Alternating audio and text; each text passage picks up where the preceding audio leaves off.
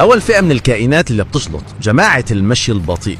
تعرفون هدول اللي بيمشوا بالشارع كأنهم عم يتمشوا بحديقة بيت أهلهم.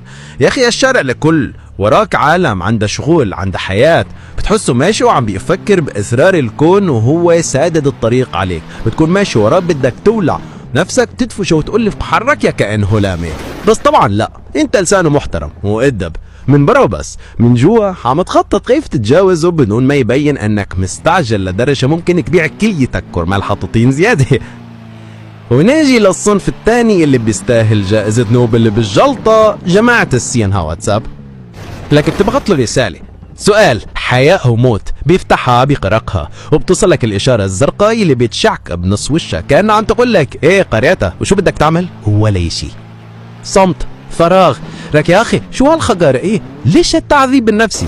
شو ناطر؟ وحي من السماء اللي ترد؟ إذا مشغول اكتب.